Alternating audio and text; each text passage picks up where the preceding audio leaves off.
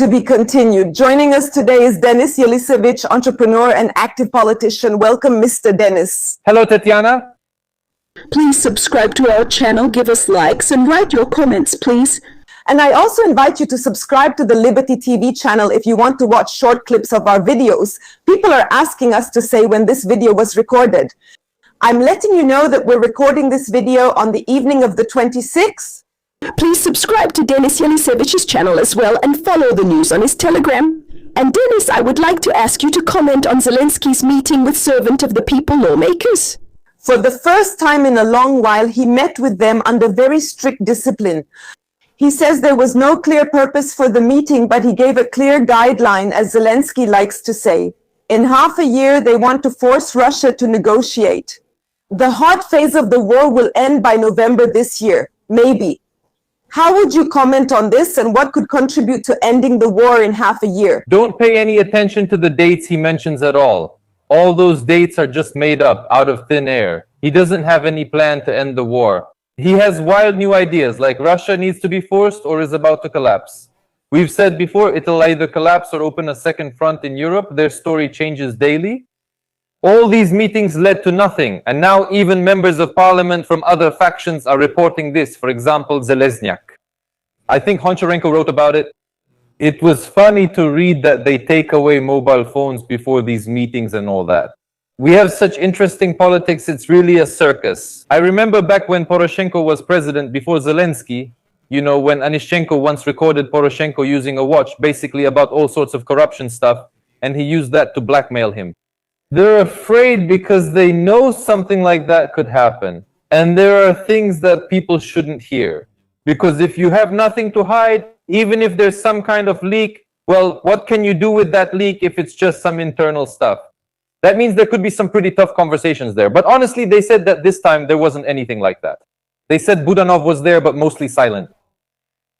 Well, maybe he was there with his little red notebook, since that's considered normal for us and people really like it. Don't pay attention to the dates. Seriously, though, that's just a bit of humor to start with. Don't pay attention to any dates. Actually, we need to focus on something else right now. And you know, I'm really anxious at the moment. We're talking, as you already mentioned, on the evening of the 26th. You'll probably publish this on the morning of the 27th. And I have information that there will be terrible shelling with a huge number of missiles in the near future. And you knew this without me because the American, not the American embassy, but Lavrov called and asked Rubio to warn about it. Moreover, Lavrov conveyed a personal message to Trump from Putin through Rubio. You see, something is happening, something is going on. But let me tell you this. We all need to see the reality. A move from Zelenskyy toward peace. And only after that can we seriously discuss things like dates with you. Because, excuse me, when he comes out in his evening video address saying, you know, we need diplomacy, like that's not what it's about. But you mentioned that the Russians warned Rubio to have the ambassadors withdrawn because there was a threat. But on the other hand, they said they wouldn't strike the Verkhovna Rada, and that's what's surprising. The day before, they said they would strike decision-making centers. Now they're saying that the Verkhovna Rada isn't a decision-making center, so they won't strike it. And if you look at the news saying that we are expecting shelling, it turns out that the decision-making centers are actually residential neighborhoods where people live. So they will be striking at people, but that's not true. People don't make decisions either. How would you describe this position of the Russians? So how? Well, it's a totalitarian gangster regime. They attacked another country, which now has a totalitarian gangster regime. Our country, yours and mine. Unfortunately, that's the bitter truth. And you know, while you're asking this question now, your previous question is still spinning around in my head. I just want to, maybe this will be a big secret for someone. Right now, we're just talking about war and shelling, but we all want peace. Do you remember the discussions about a free economic zone in Donbas, in that part of Donbas? That's what I'm saying. This is even more relevant than with my wife. It's still relevant. Let me tell you about this now. First of all, I want to tell people, I wrote a post about it on my Telegram channel, and I want to repeat it here on your show. People, no one is suggesting to surrender Donbas. Trump is not forcing Zelenskyy or America to give Donbas to Putin. That's the first thing. We're talking about troop withdrawal. No one is saying that you withdraw troops and Russia moves in there. That's a completely different matter. Second, we're not talking about 18% of Donbas. We're talking about 18% of Donetsk Oblast. Actually, that's only half of Donbas. So in numbers, we're talking about 9% of Donbas in this situation, not 18% as they're telling you. These 9% of Donbas, which are now the subject of negotiations, disputes, and disagreements, are only 0.8% of the internationally recognized state borders of Ukraine. And taking into account the annexation that Putin has already seized, that's 0.8%. What are we even talking about? Oh, 1% or rather 0.8%. Without that, it's 11%. So what? So, are you trying to say that Zelenskyy really doesn't want to give up just 0.8% of the land? Are there important fortifications there? No problem. Not that either. Now let's get to the conditions. Free economic zone. Didn't like the idea, it's bad, no, we don't want it, they're squirming about it. Right at the negotiating table, not yesterday, but even back then, a new thing is being discussed. To hand over, roughly speaking, this territory under a UN mandate, that 9% of Donetsk and Donbas. So there will be, as we discussed before, I've already told you 1,000,000 times about the Berchko district. In Bosnia and Herzegovina, unfortunately, there are such territories in the world where they are disputed, where there are some conflicts over them. An international administration is set up there with the international community overseeing order and other matters. That's the discussion. So, is this a catastrophic end to the war, or are you saying people there are living some kind of life now? I'm not even talking about a happy life, just any life they're living. So what I want to tell you is that under the supervision of the international community, those who want to stay there will live a much calmer, more understandable life with clear rules so that you won't be declared a traitor tomorrow, unlike what we hear now. A person remained under occupation. Sorry, the state didn't protect or help. He remained under occupation. He needs to eat. And he stayed at his previous job, for example, delivering mail. And so yesterday you were delivering Ukrainian mail. Today, Putin captured you, occupied the area. Now you deliver Russian mail, you're a traitor. That's it. We'll put you in prison, put you in concentration camps. What is that anyway? Seriously. And let's think about that. Let's think about the fact that people are being lied to. People are being lied to. Also, it discusses the possibility that the US army might step in for Ukraine if necessary. God forbid something happens. But in that case, the Ukrainian armed forces would also have to fight for America, if needed. So it's a very complicated arrangement that for some reason nobody is telling people about. I asked the military about this Donetsk. They said that there are fortifications there. Fortifications have been built there since 2014 or maybe since 2011. Sorry, I don't want to get it wrong, but they were being built back then and they are built solidly. If the troops are withdrawn from there, then the Russians can move through Ukrainian territory as if it were an open field. Because those fortifications haven't been built anywhere else. They should have been. But there are some schemes posing as fortifications, while the real fortifications are where you mentioned. And that's the reason not to withdraw the troops. That's exactly why. Tatiana, that's a great point. People in the comments would say the same things as they would live, making similar arguments. Let's remember the Kursk operation. We hear about Kursk as a great success, that it was for land exchange purposes, for ending the war. It all ended in failure with deaths and retreat. Not everyone was killed, thankfully. Trump negotiated with Putin to let the rest of our people leave safely. Thanks to Trump, because Putin would have killed everyone otherwise. And Zelenskyy doesn't really lose anything. It's the same here. They came up with this nice mantra about fortifications. Tell me, please, what kind of peace is this if we leave Donbas and Russia keeps moving forward? Who is this meant for? Little children? The United States of America is sitting at the table, and soon Europe will be there too. Serious documents will be signed, security guarantees that will be ratified by Congress. How is that? Why would Putin do that? To fall out of favor with the US tomorrow? Then they would have a life they couldn't even imagine in their worst nightmares. You see, they made this up and are telling people about it. Secondly, as I said at the beginning of the broadcast, if we leave, who says Russia will come in?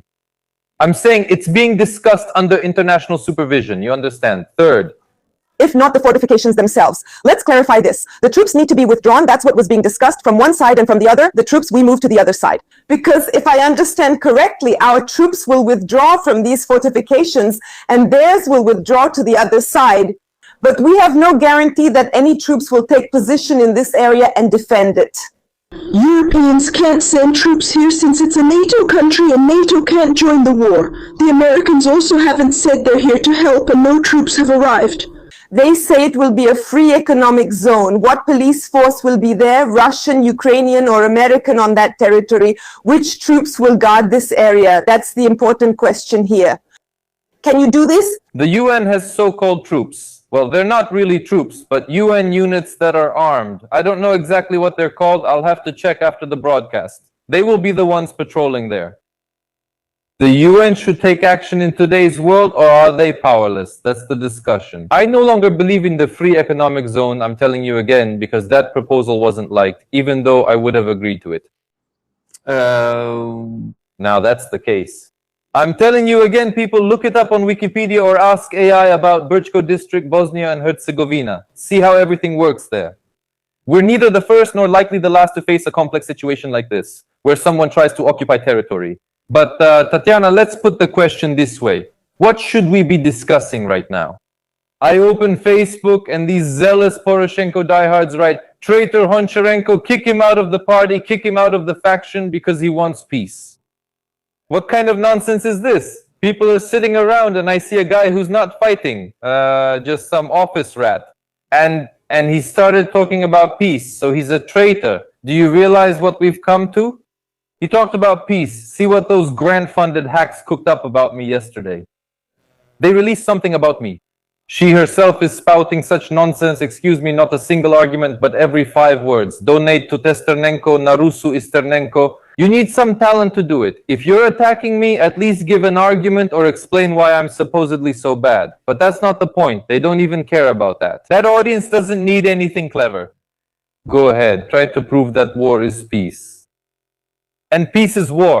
It's all straight out of Orwell. I'm telling you again, we're living in a dystopia. Everyone has gone crazy. I watched the video and people wrote in the comments that they also found this video, watched it too, and said that we should immediately subscribe and support Dennis. People, please support him here, because in that video there are other people involved too. I don't know if he's in contact with them or not. On our channel, please support him. Not there, not under that woman's comments. What's the point? To the fact that you want to call people to peace and the authorities and you trust Putin. Well, that's how I saw it. I watched the video. That's how I understood it. You trust Putin. In what way? No, that's not it. That she said it that way. But it's like you decided so, but she said it that way. Decided. I just analyzed this whole video, what it's about and what is being discussed. The point is, you can't trust Putin, but you are suggesting that people should trust him. These peace agreements. That's unrealistic since he'll keep shelling us. That's how I see it. That's how she tried to present it. Actually, I'm urging people to trust Trump and the United States. That's a big difference, isn't it? To trust Putin and to trust the United States and Trump. That's a big difference. Well, but they need to make me look like the bad guy. Otherwise, they'll say to trust the United States. Damn, but they're the ones helping us. It's kind of not cool to say something like that. Although now Portnikov and Kurbanova are calling to launch a drone at Trump's residence in Cuba. Well, you understand. Nothing surprises me anymore. Well, scoundrels, what can you do? Scoundrels. The German publication, now that was surprising. They say that the $100 million corruption case, Operation Midas, which we talked about with you, has brought this scandal to the highest level. And here are 4 top Western politicians: Merz, Macron, Starmer, and Ursula. They are making aid to Ukraine dependent on the investigation of Mindigate. They want Zelensky to deal with Mindigate. Вони хочуть, щоб Зеленський Well, whether he initiated, allowed, or somehow influenced Nabu and Sapo to investigate this case, because otherwise they won't give us any more money. What do you think? How will the presidential office behave? The same as now. They will keep putting on a brave face in a bad situation. They'll come out and say, look how democratic we are. Look, Yermak was almost put in jail and even spent a little time there. We don't have corruption, we have anti-corruption agencies. Hope everything falls apart, maybe do some behind-the-scenes bargaining. The worst thing that can happen now is the silence that, remember, happened after the first batch of tapes, when nothing happened for 6 months. That's really the worst. Why? Because that would indicate the weakness of the legal position of the Nabu people. And they should already have such a solid legal evidence base in their hands that they can just steamroll over Yermak and then Zelensky and all this criminal mafia that destroyed Ukraine together with Putin. And that's what needs to be watched. After that, everyone else should get involved. For now, I'll talk about this separately later, but for now, only Chervinsky is actively working. I see that Chervinsky is running around all the channels giving interviews. Clearly, they're hitting from that side. That's right, that's right. You know, I'm also tired of being in the position of a lone warrior, fighting this regime for 4 years while everyone else just stands by and watches as you take the heat. By the way, speaking of that, Mendel did something. Before our broadcast, I already read that they're planning to serve her with a notice of suspicion. So look, Tatiana, she came out and gave an interview. But is it possible that a person just has their own opinion? Just a person with a different opinion. He might be a complete fool, an absolute idiot, but he just has a different opinion. Is there a law that says if you're a fool, we'll punish you? And Tatiana is saying that we've gone back to the times of Beria. Now at the helm is Stalin, who actually looks a bit more like Hitler, Beria. And these Berias used to say, Davin, they give them a person and they'll always find a charge. And that's exactly what all of this reminds me of now. But she didn't say anything that specific. For example, she didn't call Zelenskyy a drug addict or anything like that. She said that when he left the room and then came back in, it seemed to her that he was in a different state. That's just what she thinks, in her opinion. What she saw and thought about it, well, she didn't mention any specific facts. So it looks like a dictatorship, or I don't know, a person gave an interview, and just for saying what she thinks, for saying what it seems to her, she's going to be served with a notice of suspicion. And what about Yermak? Do you think Yermak will be suspected? How do you think the suspicion against Yermak will develop, considering the pressure from Europeans who are demanding this case be investigated? No, as I already told you, I don't know how this will continue. I know how it should be. He needs to be finished off. It needs to continue. Moreover, they got him on just one thing, for the smallest sin they could catch him for. But you've already got the basis for the correspondence and wiretapping, where there's already enough for a life sentence. Add it, serve the second notice of suspicion. Let me tell you directly what needs to be done. Serve the next notice of suspicion for creating an organized crime group. And there's another story there, money laundering. What's the article? Money laundering obtained by criminal means. Do you understand? So the criminal method was as part of an organized crime group, and that's already an article for which no bail is provided. You sit in jail and then go to court. That's what needs to be done. And pay attention, who will serve Mendel the suspicion notice? What do you think? From whom? Well, 99% it's going to be the SSU. And where is the SSU in the case of Yermak? Where is the SSU in the case of Yermak? And here you see, I think Chervinsky acted dishonorably towards me. That's what I think. Because I did a lot to draw public attention to his case, if you remember, right at the very beginning. But now he's saying things that we have the same goal. If Yermak is a traitor and Ukraine needs to be saved, then we'll sort things out between ourselves in politics later, or without politics. But right now the country is at stake. And the point is he's telling the truth. And he's saying there that Yermak and Zelenskyy are friends through their parents. Do you understand? That it's a friendship through their parents, that it's a very, very serious friendship. And then there's this. So, is Yermak's father an officer? Geru. And you understand, it's all such a cesspool. And what Chervinsky is talking about, it's all, I have only one thought. Where did they come from? To be such a headache for us. Someone must have planned this and the Europeans fueled it. And now for some reason they're saying they have to be present at the negotiating table. Alexander Stubb, the president of Finland, says he is ready to become the main negotiator from Europe, but of course he has a condition. He says there will be no talks until Russia agrees to a complete ceasefire. He says that Ukraine is currently in the best position because the ratio of losses at the front is 1 Ukrainian to 8 Russians. So we have advantages. Why should we talk at 8? Yes, up to 8. And he says up to 8, definitely up to 8.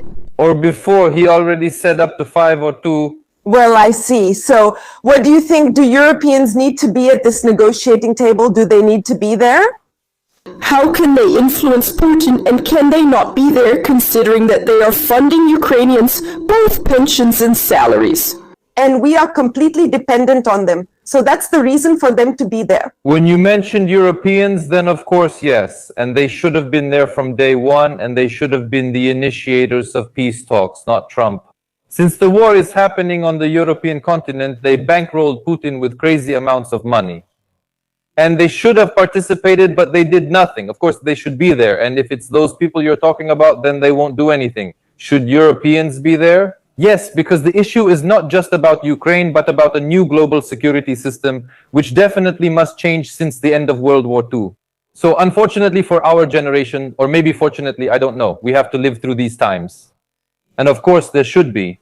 But if it's Stubb, whom I respected a lot just half a year ago, then nothing will happen. If it's Costa, then nothing will happen. If it's, well, really, even Schroeder, as Putin says, you know, either way you look at it, what kind of Schroeder? He's a pure FSB agent. So, you see, there are some ineffectual people there. Here, there are FSB agents. Can we find a compromise figure? Do you want my suggestion? Giorgia Meloni, the Prime Minister of Italy. I knew you were going to say that. Yes, I don't see any other figure. But she is not a representative of the leftists, as people say. She is more aligned with the right-wing forces. She is not one of those globalists. Of course. And that's why, see, you've already answered the next question yourself, you could say. Why won't she be there? Because she's not part of the leftist clique.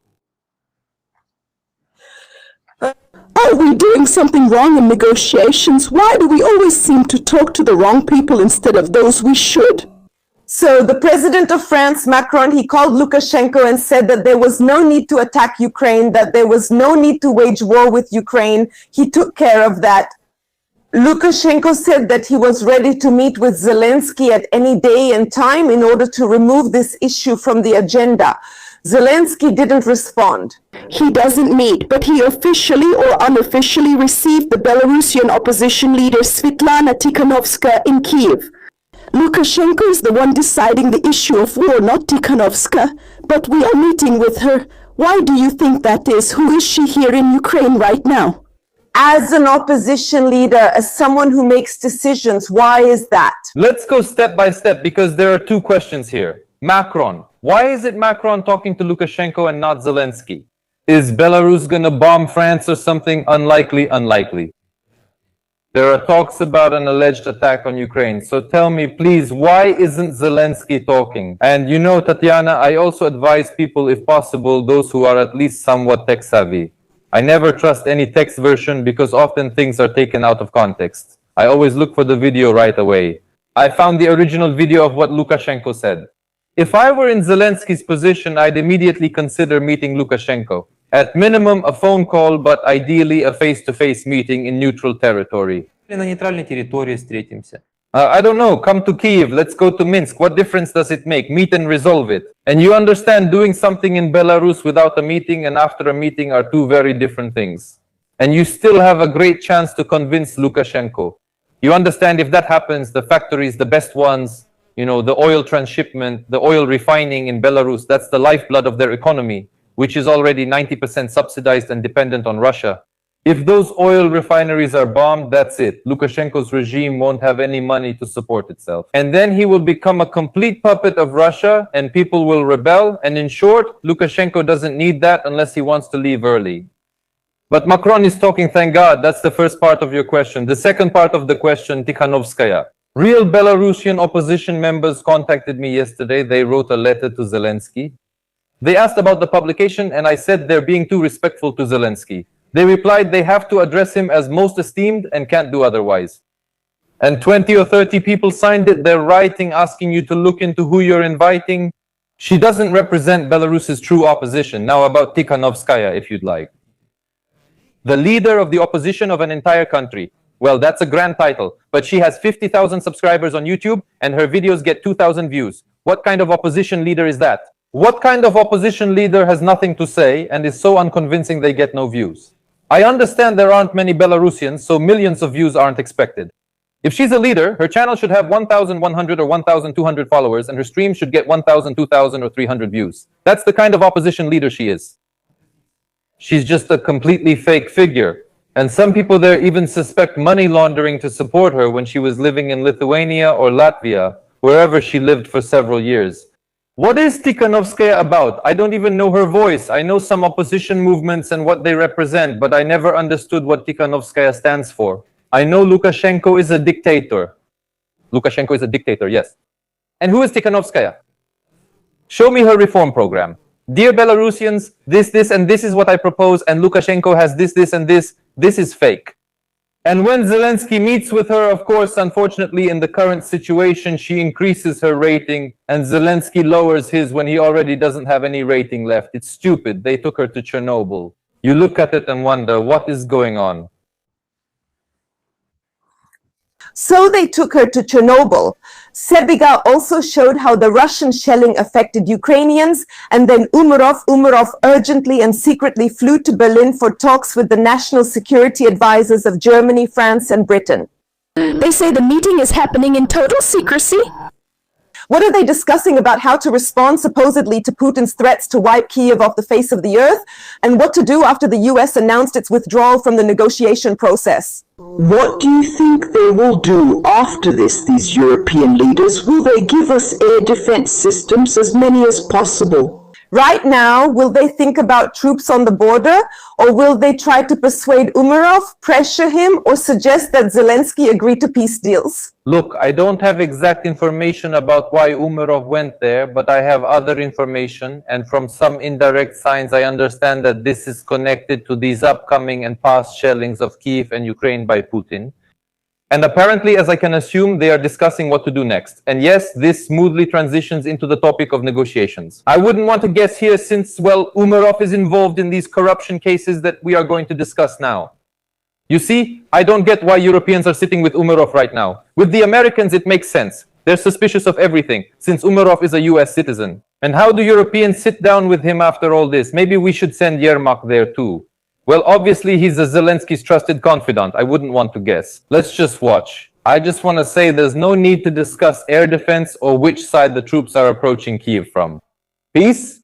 Peace talks. A compromise option. You see, if Trump had said, here's an option for you, and Zelenskyy came out and said, or the Europeans said, you know, this is a bad option. We are offering this option instead. You just mentioned Stubb, who suggests stopping the shooting right away. That's where all the negotiations end. Because Trump said it's easy to break.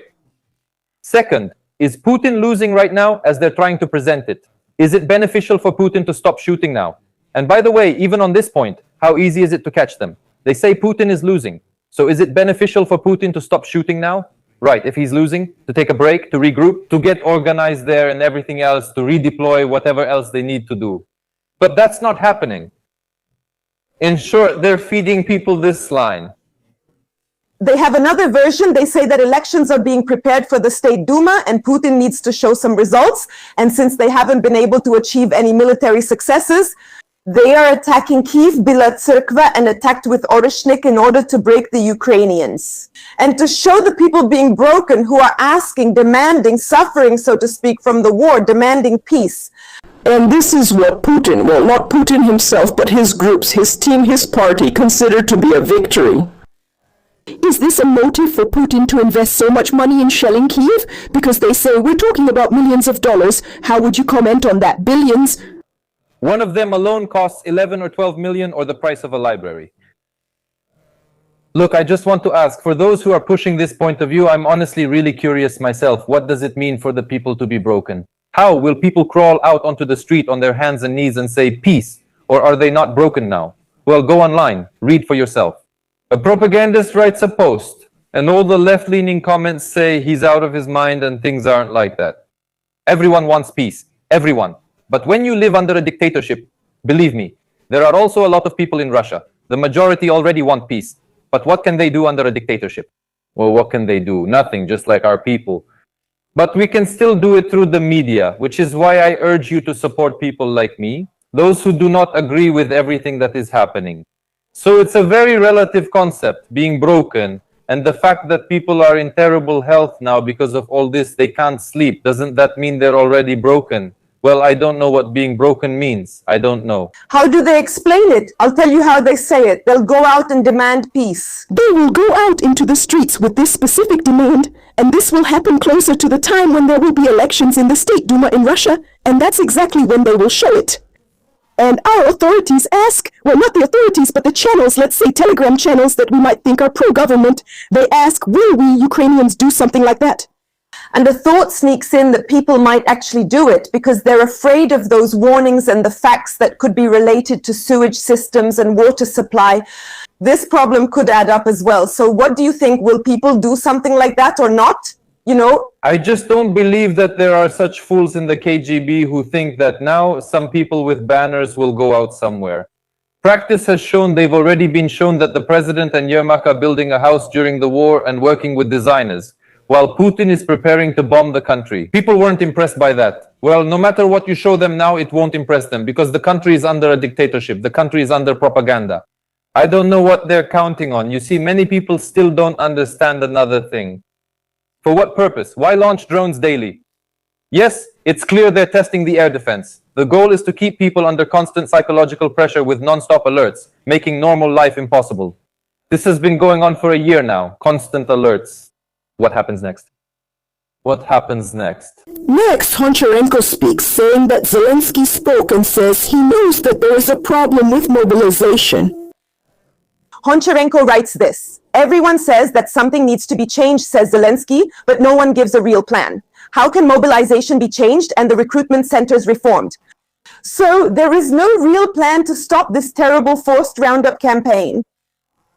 How can you comment on this? How can it be changed? This is just spectacular. And you have a lot of guests on your channel. I'm sure no one would even pay attention to this. Do you remember the story about the 56 effective managers?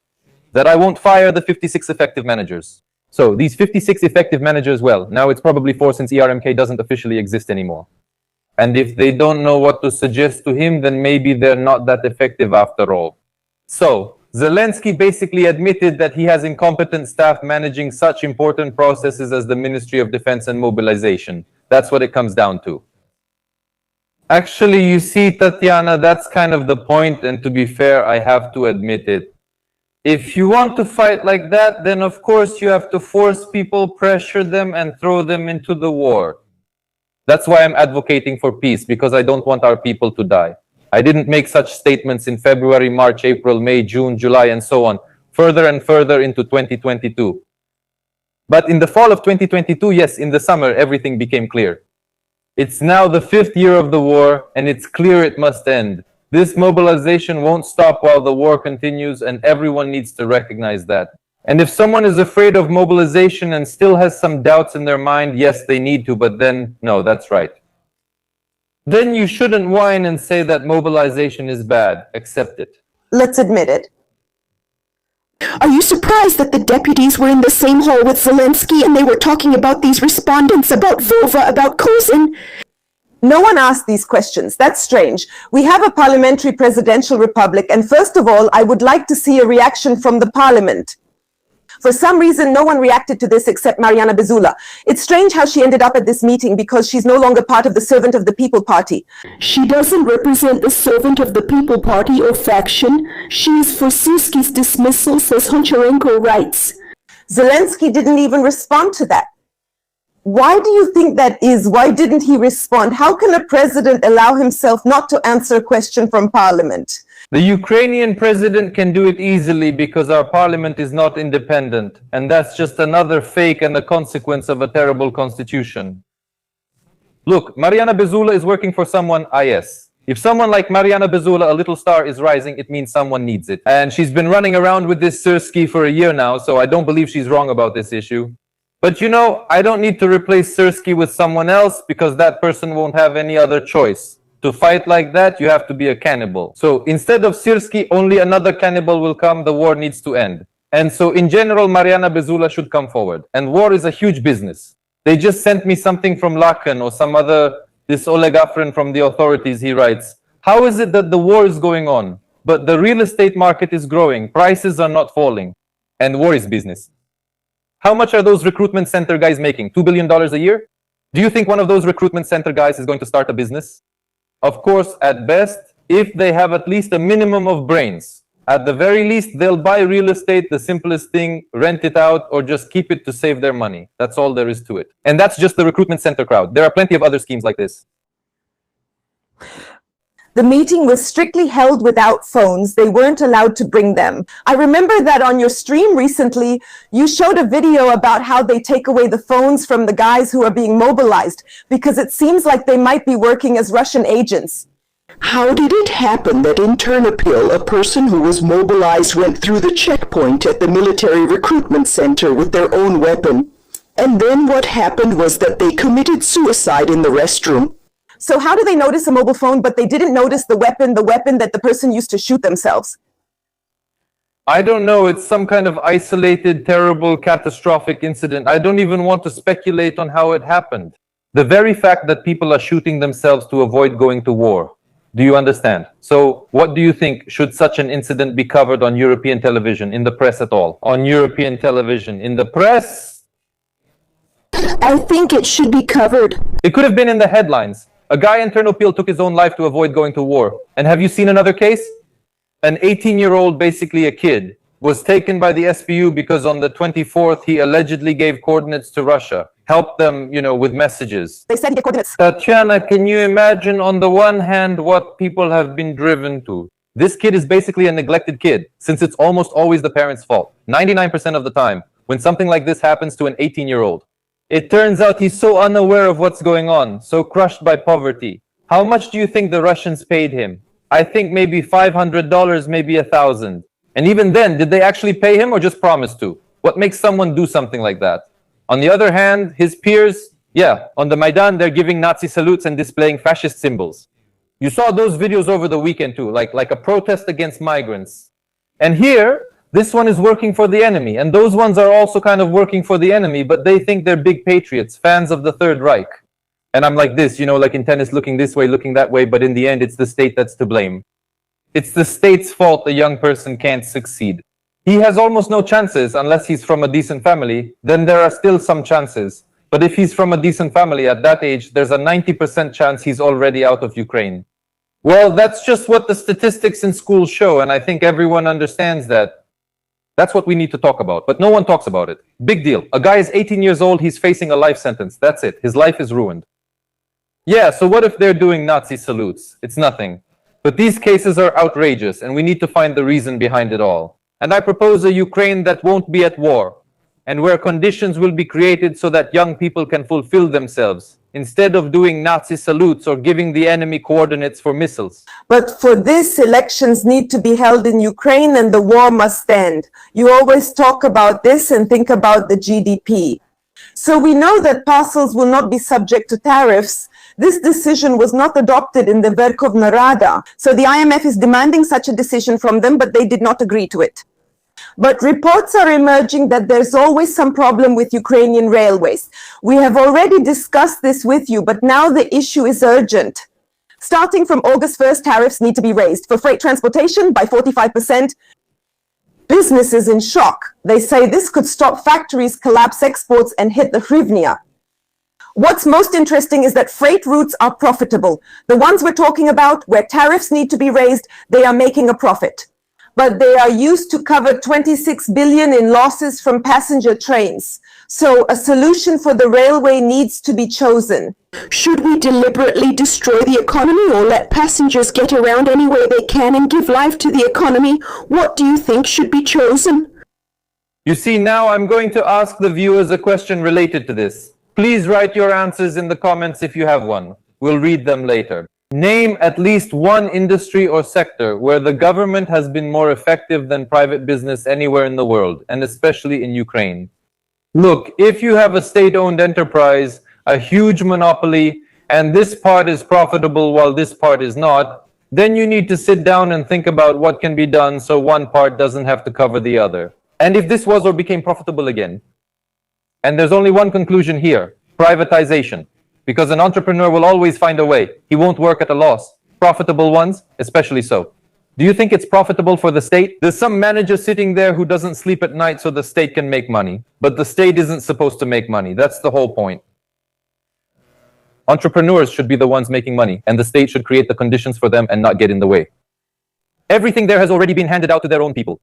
That's all there is to it. It's essentially a monopoly. It's a semi-monopoly, a semi-oligopoly. Here's a stack of all the criminal cases over the years regarding tenders. Can you imagine how much fuel Ukrzaliznytsia consumes? That's how everyone is connected there. Lowering, raising, overpricing. One person latches on, then another. All state enterprises are a breeding ground for corruption. I'm not telling you anything new. This should be privatized, but not now during the war. Clearly, no one will do it now. However, even in 35 years of peacetime, no one has aimed for this either. You see, they don't like Ukrzaliznytsia, they don't like UB, the losses, they don't like the train cars, covered in filth and smelling bad. But still, it all has to remain state-owned. And until Soviet people get this chip out of their heads, nothing will change. And Sverdenko's reforms won't save us. She talks about new libertarian reforms, if I'm not mistaken. Why didn't the old ones help? Why didn't they help? Because these ones are no different. They didn't help. No. It's not like she wrote libertarian ones. If she had written libertarian ones, I would just fall over right now. No, it's just a liberal model. A liberal model. Yes, a liberal model. It's like, you know, she sat down and opened ChatGPT. ChatGPT, please make me a reform plan for 4 pages and 10 words. For everything good and against everything bad for the economy, so I could present it to people. And she presented it. I tore this so-called program to shreds. Yaroslav Zelenskyy repeated her points right after me, so he's paying attention. At least he's learning. Well, in general, this is complete incompetence. And you know, even with this program, 0% will be accomplished. Absolutely pointless. Isn't it clear no one is going there or accomplishing anything? There are no programs, just another proclamation. So be happy. But Yulia Sviridenko has a whole social media team. And there's an account on Threads or something, Sviridenko News. And there are about 30 posts a day and every other one is a video. Like, look how cute she is, how beautiful, the Prime Minister. Are they all like that? Well, she is cute. Let's play on that. Well, you know, I just can't wrap my head around it. I'm sorry our country has come to this. And I think they'll choose a president if you follow this logic with broad shoulders and wide hips. So that you say what people are interested in hearing. What would you like to say to people as a final message at the end of our broadcast? Well, among the news and information I have, charge all your devices if you're in the Kyiv region and stock up on water. That's the unpleasant advice I have for you. Use your head, and if you want to make a difference, don't be lazy. Take the extra step to like, subscribe, and share with your friends. Set yourself a goal. You need to show real information, the truth, to 5 people and make them, not convince them, but make them think. 5 people. Sit down, think about your circle, and send it. If everyone does this in a chain, the process will move forward. Look, we've achieved that today. They didn't even vote. They didn't vote on the 150 euro package measure. I've been raising this topic for a month, you know? Unlike with the small business owners where it failed 3 times because it wasn't on the agenda, but tomorrow they'll try again. Why? Because they did some polling and society will tear them apart for this. That's it. And they said it wouldn't be useful for the front since a lot is ordered from AliExpress. And so, at least something needs to be done, whatever is within each person's power. That's all.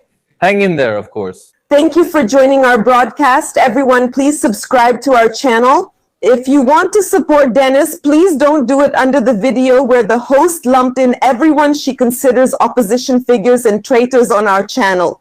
Support us with comments, likes, and shares. Thank you for your attention. Thank you for being with us and joining our broadcast. See you next time. Thank you.